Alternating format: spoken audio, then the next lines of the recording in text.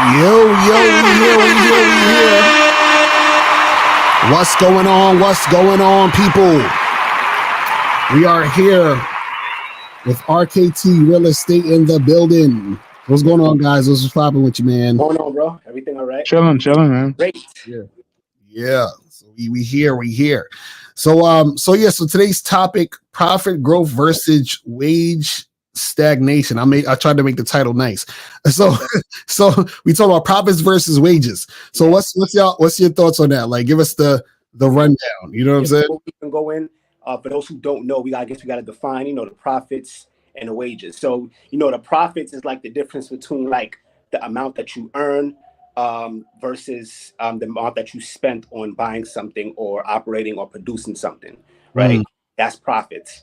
So if little Susie was selling a lemonade for $2, she sold lemonade for $2, but it cost her only $1 to make.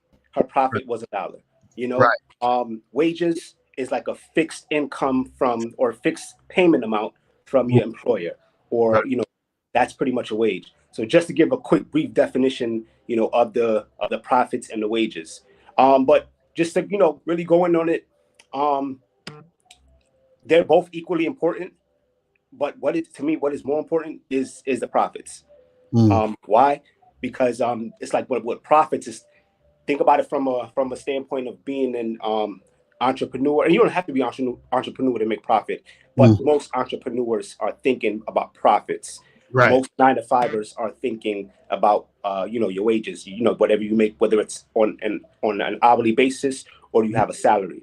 Right. So for me, I always want to think profits because I have a growth mindset, and it allows me to say to myself, even if I'm not making money on an hourly basis, I'm thinking how much value can I bring to this idea that I have, and that's how you get you really get into more profits. You understand what I'm saying? Versus, like I said, the 9-to-5 mindset, and it's no wrong or right. I want people to understand that clear. There's no wrong or right when it comes to the mindsets that somebody has. There's just a huge difference, and there's like value in both, because even with wages, you can learn how to budget and save money when you have a wage, because you know how much money you're going to get paid every week or bi-weekly, and then when you do get paid, you can allocate the money into where it needs to go. You can save some, you can spend some, and you can invest some.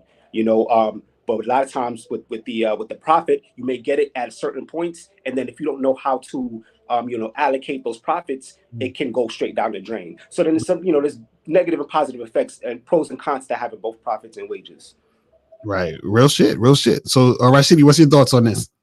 Yeah, man. I mean, it's about differentiating the two. The truth is, a wage has a cap, where profit doesn't have a cap. Right. It's one of those things where you're a wage. To Kevin's point, you work a 9-to-5, you get paid $20 an hour. You know what you're gonna get paid based off of the cap of working 40 hours a week. You know that the most that you can get is if your job offers overtime from time to time, you can get a little bit more money, but you have a cap. But in terms of making a profit now, if you're entrepreneur or you're within a company or own a company, ultimately there is no cap. Based on how hard you work and how you produce, you can always make much more profit. So that's the key difference between the two. And so it's good to know, and especially if you're going into business for yourself or you're joining a company, to get out of the wage mindset if you're going into being entrepreneurship. Because if you're stuck in a wage mindset going into entrepreneurship, you set yourself way back. Because at the end of the day, it's a different structure. And when it comes to a regular wage, you get paid a set rate for a set amount of time. Whereas in a profit mindset and an entrepreneur mindset, you're getting paid based on how you work, how good you work, how good your strategies actually work to help you keep producing more money. Yeah, that's some real shit. And then also, just to piggyback off that, there's something called profit sharing. So it's like when employees they get bonuses, that's from profit shares. When the company does real well and they get a certain amount of earnings, they divvy it out to those employees who've brought the company the most value. or who've contributed to that sharing. So it's given the employee the just the idea of what can be done. If they were to think about profits, even if they don't understand it that much, they can know from if they're receiving dividends, if they're part of a profit sharing, situation at their company, they can now get a taste, and that's why they call it bonus. That's what a bonus is, pretty much. Right. They're like your employer is not just giving you money just because they like you. It's because that company they earn a certain amount of profits, and you contributed to that process, so they're giving you a little piece of the pie. Yeah, I remember I forgot which company it was, but they had I guess such a big profits where they gave 20,000 employees $4,600 bonus for 20,000 employees. So that basically came up to damn near like, what is that, like 100 million something, you know what I'm saying? Like, or millions of dollars. So imagine how much money they made, right? To where they can give a bonus that large. Let me do the math on that real quick. So $4,600 times 20,000 equals 92 million. Imagine you can give a bonus of $92 million to your employees. So that means you damn near made probably how much money to be able to give, you know what I'm saying? Like, that's insane. You know what I mean? And Ayo Marco, yeah, we do this every week, Wednesdays, 5:00 Eastern time. So, make sure you tune in and all that other stuff. You know what I'm saying? But yeah, that's interesting though, because see, the thing is, I think also when it comes to profit and when it comes to wages and stuff like that, I think people, one, they need to understand themselves and understand what they're capable of doing too. Because I noticed over the years, like even for entrepreneurship, some people, they like the idea of being an entrepreneur, but they don't really want to be an entrepreneur because of all the things that come with being an entrepreneur. They don't want to have to deal with that or handle it. Like they like the idea of the money, but they don't like the idea of what it takes to do it. So they would rather say, I'm not going to do that. And I'm going to just have a wage and shit like that. You feel what I'm saying? Also, what happens is, I think Rashidi said this, is that you can't bring the wage mindset to an entrepreneur, situation, because a lot of times what happens is people who are entrepreneurs, or people who are going to try to be entrepreneurs, they still have the mindset of just time for money. You feel what I'm saying? Whereas if you're an entrepreneur, you're in a situation where it's not really like that. You know what I'm saying? A lot of times where it's like, there are times where you're making money, but you're not even putting in the specific time at that time. Or you can make an extended amount of money without having to do it. Like, they say, what they call it? I remember somebody called it like a horizontal money, meaning like you make money when you sleep. So you're laying down and then you're still making some money when you sleep, so that you can get profits that way. But also the drawback to that too sometimes is that when you're the entrepreneur and you're making these profits, sometimes you might not actually make a profit based on how much you put into, let's say, advertising or marketing. So you might have spent this amount to get the word out, but then when it came to sales, you probably could have just broke even. So you didn't really make any money. You see what I'm saying? So it's a lot of pros and cons to all of it. You know what I'm saying? Right. And nobody really mentioned taxes. Oh God. Nobody let's nobody talk about taxes. Taxes is like you might as well, when a person catches an STD, nobody wants to talk about it. Like, that's what taxes are. Taxes are the STDs of finances.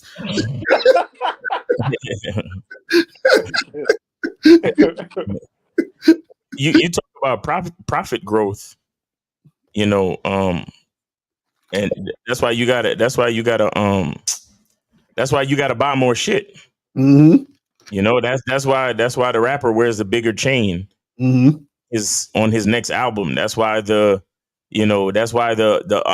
entrepreneur gets a bigger bonus. That's why they give out such big bonuses. Mm-hmm. Because, like you said, Kayleen, it's not because your boss likes you or right. Your boss wants you to have a nice Christmas. Like, they don't give a fuck about you. It's just that it just makes more sense fiscally And for those who don't know, I didn't say physically. I said fiscally, meaning pertaining to money and money wise and business. But it makes more sense fiscally to give that money to your employees as a bonus. And you have to, and trust me, there's a reason why they give you your check and then they give you the bonus check. Right. Because the bonus check is a whole separate account that the IRS is looking at. Right. That account is probably coming directly from the profits, because when you make profit, the IRS is looking. And the IRS is saying either you're going to spend that money or you're going to give it to the government. Right. Either way, you're not going to be able to just sit on it. So if you made an extra $100,000 this year, you have to come up with something to do with that extra 100,000. Because listen, every business has a certain threshold where it's like, look, as long as we making if we're making a certain revenue of, let's say, 500,000 a year, we're good, because, we use that money for operational expenses, for salary and this, that, and the third. But if this year comes and we make $6,000 in revenue, right? That means we operationally we made 450 to 500,000, but we have an extra $100,000 of profit. The IRS is looking at that, right? Because here's what the IRS says. The IRS says you have to pay the cost. You have to pay the cost of doing business. That's what the IRS says. So, for example, if you own a trucking company, guess what? The reason why you're making money is because you're driving on the roads that America built, right? So therefore, we got to come for our money. If you are making money online, hey, guess what? You're making money across the information superhighway infrastructure that America built. So you got to come up off of some money with that. That's really how it is. And if you no matter what it is you do, if you own a dry cleaning company, the chemicals that you use for the dry cleaning, those have to be approved by the United States Chemical, Food, FDA, blah, blah, blah. And they had to be regulated and mitigated for safety purposes so that it doesn't come out as toxic. Pay the government for that. That's really what's going on. Right. So here's the thing. So when you have that extra 100,000, you look at it and be like, fuck, if we have an extra 100,000, the government is coming for 50,000 of that. Right. So what I might as well do is, if I got 5 employees, I might as well take the lion's share for my bonus as the boss and CEO. Let me take like a good, 40,000 and then divvy up the 60 between my employees. Right. So now I'm showing the same amount of profit that I showed last year, so to speak. And the IRS can't say nothing to me. And they get whatever they get based off of my regular revenue and touch that extra 100,000 that we made. But guess what? The crazy part is this. When you give your employees the bonus check, guess who's coming for half of that check? Right. The IRS is coming for half of their shit. So it's basically like, as the boss, you take instead of saying don't come for me, IRS, come to my employees. Right. Right. That's what a bonus is all about. Right. Like you said, Kaleem, it's not that your boss likes you. Your boss wants to dish off the tax responsibility onto the employees. Right. And there you go, like an idiot talking about, man, I love working here because these niggas take care of a nigga. And it's like, I mean, they take care of you too. Right. But at the end of the day, you get the bonus check for 1,000, you only take it home 400. Right. You know what I'm saying? Because you got state tax, federal tax, all that other shit. And that comes to like 50, sometimes anywhere from 40 to 60%. And especially when it's bonus, that means that you didn't even quote unquote work for that. So they tax it even more because they look at it more of like a capital gain and not just a wage, a taxable wage. Because a wage means that's something you worked for. And that's something you work for. And then I wanted to say one other thing, and shout out to because I got this from Satan Sinner. Somebody called in. I was listening to his show. Somebody called into his show and was saying something about how he's upset and he feels disrespected because people who haven't been on the job as long as him are getting promoted over him and faster than he is. Right. So the Satan the Sinner was explaining a bunch of different things about the dynamics of holding a job and whatever. But I see, the thing is, I'll say this.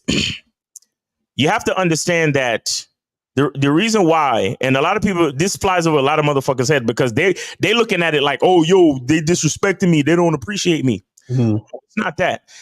You check this out. You've been on the job 5 years. You've been on the job 10 years. Mm-hmm. You like a complacent, bitch ass nigga. You never once, just because you were satisfied with the 5% bump every year, you never said to yourself, you know what, I'm gonna ask for a raise. Right. And you was complacent and you sat there for 5 years, 6, 7, 8, 9, 10 fucking years. Right. Mm-hmm. And your boss is like, look, if he's willing to sit there and only take that 5%, 3%, 2% bump every year. Right. Cool. But guess what? These new kids is coming in. They learning all this shit faster. And check this out. They came in at an entry level position. Mm-hmm. Based on inflation, they came in at a lower rate than you. Mm-hmm. But see, after 2 or 3 years, these young niggas is like, yo, what's good? I'm trying to get this raise. I'm trying to up this position. And the boss will give them the raise over you because they know that if they try to put you in a better position after being here for 5 years, 10 years, you're going to ask for a whole bunch of fucking money. Right.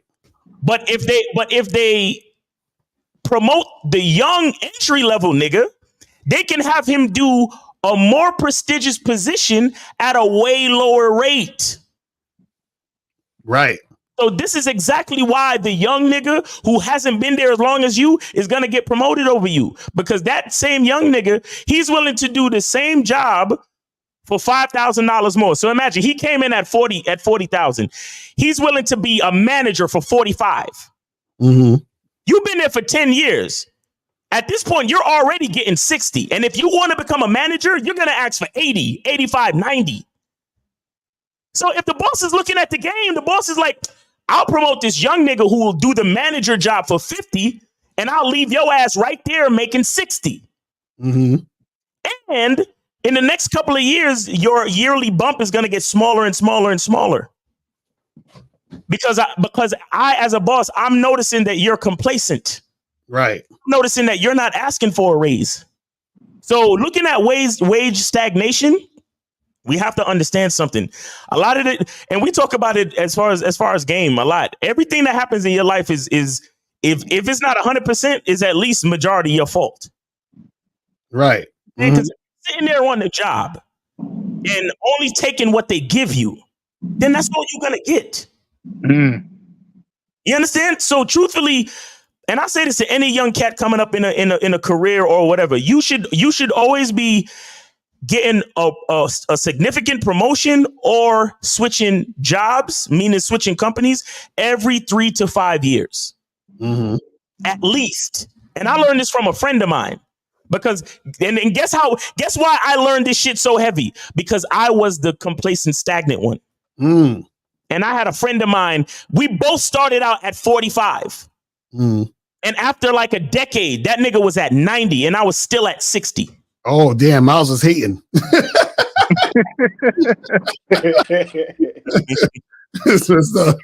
would always ask him, and he'd be like, yeah, I'm starting at this new company. Every couple of years, he would always be like, yeah, I'm starting at this new company. But me, I'd be like, nah, I like my job because they give us free lunch on Fridays and shit. Mm-hmm. I was a complacent idiot. I was a complacent slave. I was the one that was satisfied with stagnation. Right. When he was switching jobs every 3 to 5 years. And guess what, too? He was also adding a lot of experience to his jobs, because he was also doing like project notable jobs. So because we was in the engineering field, so he would switch to a job that was working on the next like skyscraper in the city, or the next building, the next tunnel project for the main, for the Midtown Tunnel, or the next fucking like whatever, the next major thing, like the whole thing with the ferries on Williamsburg. He was working on that shit, the ferryway and all that different shit.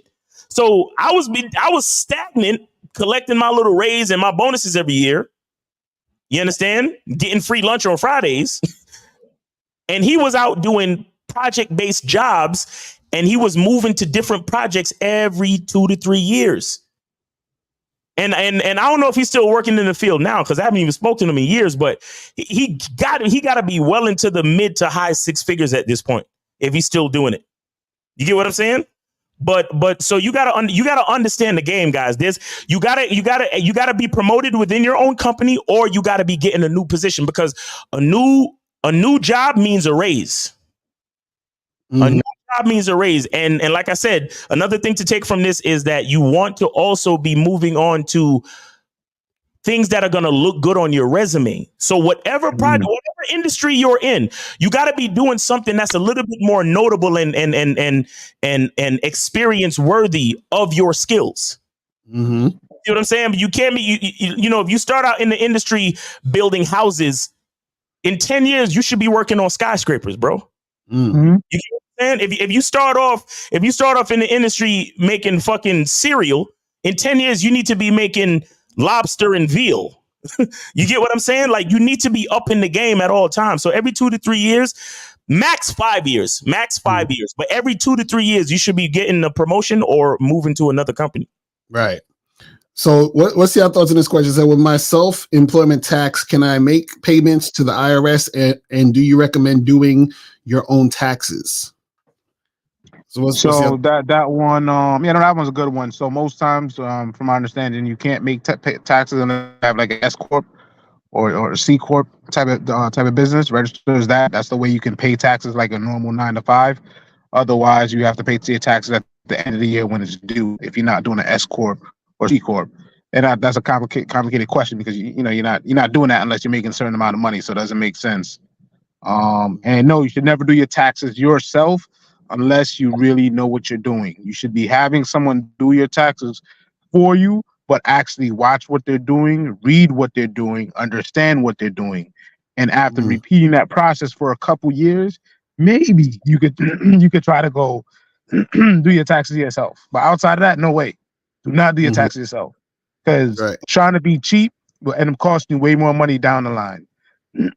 Spend $300, do what you got to do, and pay somebody and actually read what you're signing. Because if you actually understand taxes, you will truly understand how money works, how you can save money, how you can utilize and maximize your dollars. This is why, the President Donald Trump, or whatever case is, this is why he was able to go bankrupt and do all that type of stuff and still have millions, because he knows the tax games. People sleep on taxes. Taxes dictate how you live your life. The more you know about taxes, the more successful and more money you literally will have. That's some real shit. I mean, I don't know why anyone would want to do their own taxes. I just couldn't. It's just risky business. Like, listen, man, I don't try. I don't want to know none of that shit, man. Just take care of that shit. You know what I'm saying? That's all. At the very least, if something goes wrong, you could at least point the finger at somebody. Right. Exactly. At least, like, them niggas did it, so go holler at them. That's the reason why I hired him. Like, I paid him, I hired him. If there's a discrepancy on the books, go talk to that nigga. Right. I always recommend a lot of fields. Don't try to do it on your own. Like, there's a reason why there's lawyers. You can represent yourself, but why? Right. Like, that's not your field. That's not your expertise.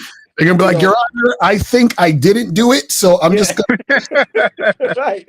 Like, why are you doing it? You call my mom. Like, what the fuck? Yeah. Even to the professionals, man. And like Rashid said, learn from it, and then at some point maybe you could do it. Right. No, that's shit. That's some real shit.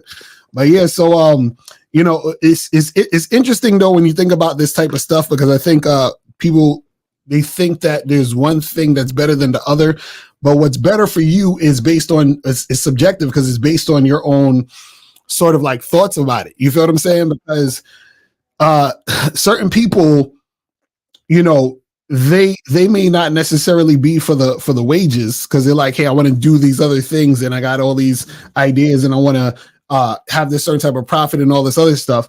And then some people, they want that to have that profit type of situation going, where they have their own business and all that other stuff.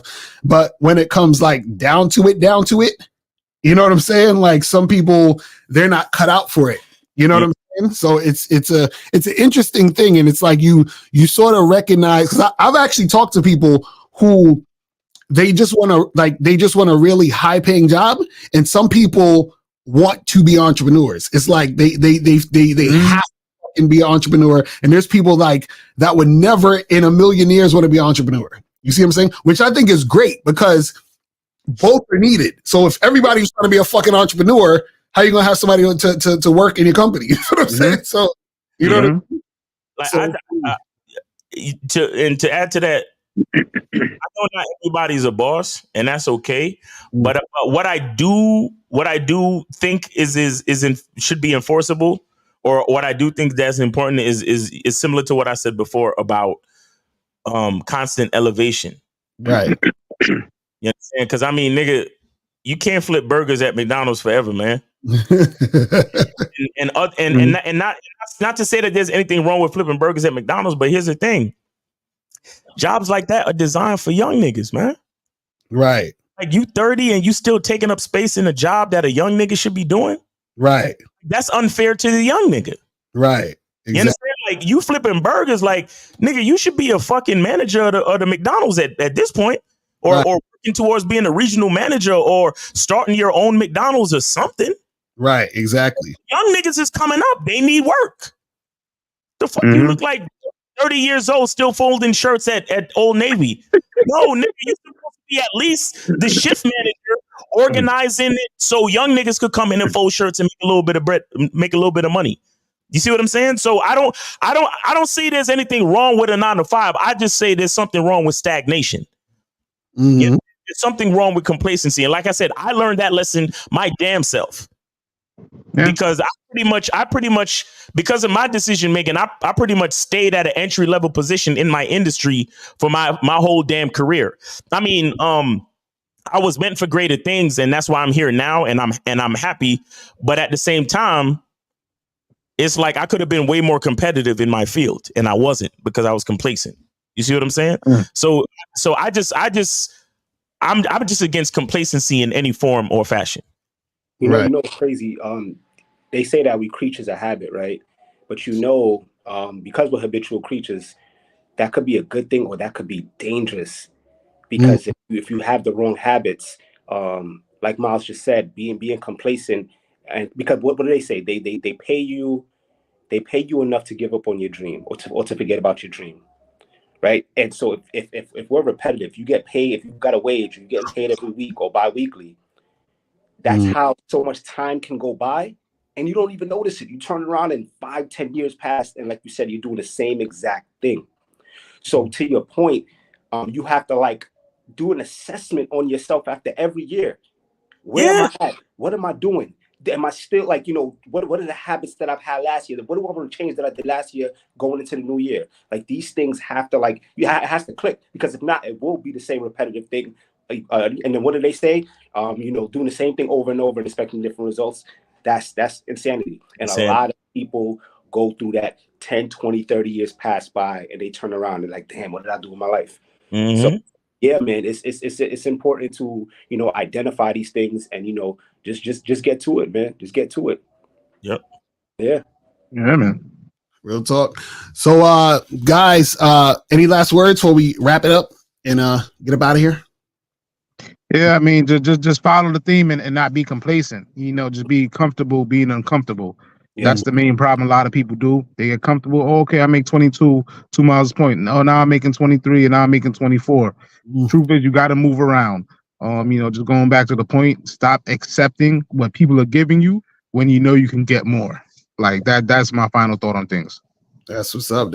So, guys, make sure to go to rktrealestate.com and we'll holler at y'all later. Remember, the truth is inside you. Peace. We out.